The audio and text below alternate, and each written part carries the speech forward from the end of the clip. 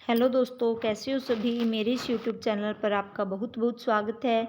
जैसा कि आप सबको पता चल ही गया होगा कि आपका जो टीजीटी स्क्रीनिंग का जो पेपर है उसके लिए एचएसएससी ने सिलेबस डाल दिया है और हम उसी के बारे में आज बात कर रहे हैं कि किस प्रकार का आपका सिलेबस होगा। हम यहाँ बात कर रहे हैं टीजीटी हिंदी के बारे में। वैसे तो जो कॉमन सेक्शन है हमारा वो उसके बारे में भी बात करेंगे, लेकिन क्योंकि मेरा सब्जेक्ट हिंदी है तो इसीलिए मैं स्पेशली हिंदी के बारे में ही बात करेंगे कि हम टीजीटी हिंदी का जो स्क्रीनिंग होगा उसकी तैयारी किस प्रकार से कर सकते हैं और किस प्रकार का सिलेबस हमारा आया है।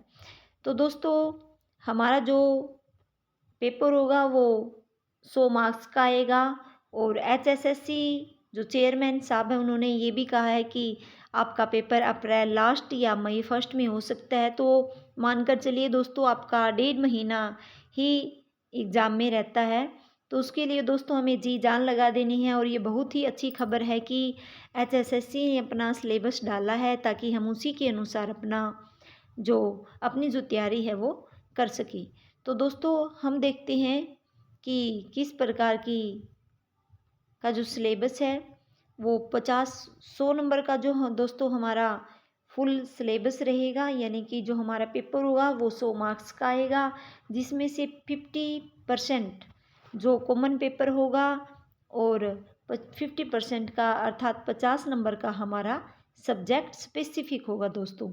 तो उसी को लेकर दोस्तों बात करते हैं। और पहले दोस्तों, इससे पहले जब सिलेबस नहीं आया था तो कॉमन के लिए भी हमें हिंदी, इंग्लिश, कंप्यूटर ये सब पढ़ना पड़ रहा था, लेकिन अब ऐसा नहीं होगा क्योंकि 4 सब्जेक्ट ही उसमें दिए गए हैं। एक तो टीचिंग पेडालॉजी दी है और एक हरियाणा जीके दी है, रोड सेफ्टी भी 5 नंबर की आएगी दोस्तों।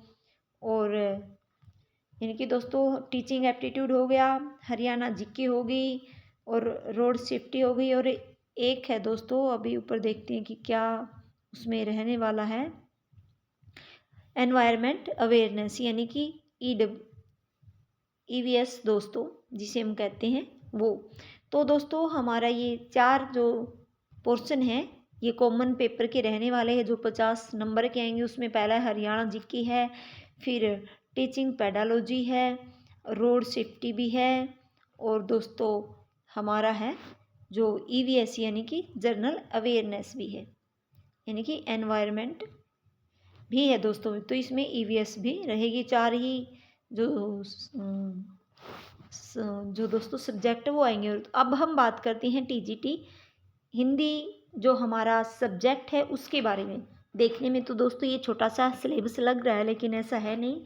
सबसे पहले दोस्तों हमें हिंदी लिटरेचर पर बात करेंगे जो हमने एसटेट के दौरान भी पढ़ा है और जो एचपीएससी की वैकेंसी आई हुई है, आप में से बहुत सारे कैंडिडेट उसकी भी तैयारी कर रहे होंगे। वहाँ हम थोड़ा डीपली पढ़ते हैं, जिसे नेट में ज़्यादा डीप आता है, एचपीएससी में उससे थोड़ा कम। और एचएसएससी जो टीजीटी स्क्रीनिंग होगा वहाँ क्या ज़्यादा डीप दोस्तों नहीं पूछा जाएगा। फिर भी हमें अच्छी तैयारी करनी है ताकि वो कहीं से भी पूछे एग्जामिनर तो हम उसका जवाब दे सकें। तो हिंदी साहित्य का इतिहास है दोस्तों आदिकाल, भक्तिकाल, रीतिकाल और आधुनिक काल।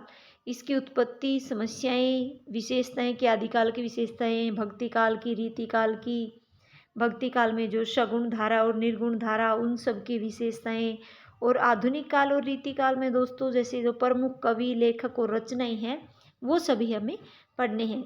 फिर दोस्तों हमें कहानी, नाटक, उपन्यास दोस्तों ये आधुनिक काल के अंदर ही आएगा कि आधुनिक काल में एक भाग में पोइट्री होती है और एक में जो प्रोज अर्थात जो गद्य होता है, तो उसमें ये कहानी, नाटक, उपन्यास, आलोचना सभी आ जाएंगी। आगे दोस्तों हमारी ग्रामर, संज्ञा, सर्वनाम। दोस्तों हम इन जो ये संज्ञा सर्वनाम है यहाँ दोस्तों हम इनको बहुत छोटी क्लासों से पढ़ना स्टार्ट हमने किया था और अभी हमने एस्टेट की तैयारी के दौरान भी किया था। विशेषण, क्रिया विशेषण, कारक, काल।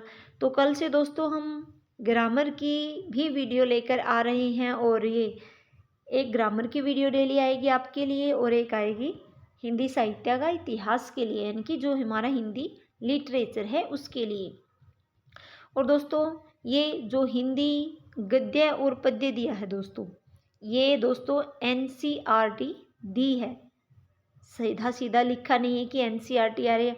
तो गद्य पद्य दोस्तों क्या हुआ, आधुनिक काल में सारा गद्य पद्य आ चुका है, वही है, उससे बाहर हिंदी साहित्य का गद्य और पद्य नहीं है। तो रही बात एनसीईआरटी की, वही इसके जो लेखक है और जो कवि है वो हमें इसके लिए पढ़ने होंगे 6ठी से लेकर 10वीं तक। क्योंकि दोस्तों हमारा जो टीजीटी का सिलेबस है वो 6th से लेकर 12th तक का एनसीईआरटी भी हमें पढ़नी है, और हमें कुछ ये वाली ग्रामर भी पढ़नी है, और हमें हिंदी लिटरेचर भी पढ़ना है। तो दोस्तों ज़्यादा इसमें बहुत बड़ी बात नहीं है, बहुत ही अच्छी बात है कि हमें सिलेबस दिया गया है और हम अब उसी के अनुसार तैयारी करेंगे। तो दोस्तों अगर आपको मेरी वीडियो अच्छी लगे तो इसको लाइक और शेयर ज़रूर कीजिए, और अगर आपने अभी तक बेल आइकन को प्रेस नहीं किया है तो उसको कर लीजिए, ताकि आगे आने वाली हर वीडियो का नोटिफिकेशन आपको मिलता रहे। तो दोस्तों हमारा जो सिलेबस है इसको ध्यान में रखकर ही हम अपनी तैयारी शुरू करेंगे, कल से ही हम इसकी तैयारी करें। एक वीडियोस दोस्तों में जैसे कि मैंने बताया कि सबसे पहले हम वर्ण विचार करेंगे, क्योंकि ये हिंदी का बेस है दोस्तों। जो संधि समास इसमें दोस्तों संधि है, समास है, तो वर्ण विचार के बाद ही ये संधि समास अलंकार ये सब हमें आएंगी। तो दोस्तों एनसीईआरटी भी हमें पढ़नी होगी, हिंदी लिटरेचर भी हमें पढ़ना होगा। तो इसकी तैयारी मैं आपको मेरे वीडियो के माध्यम से ज़रूर करवाऊँगी। जैसा भी मुझको पता है हिंदी साहित्य के बारे में, जैसा भी मुझको ज्ञान है, मैं उसी के अनुसार दोस्तों आपकी तैयारी करवाऊँगी। अगर आपको मेरी वीडियो अच्छी लगे तो इसको लाइक और शेयर ज़रूर कीजिए। Thank you.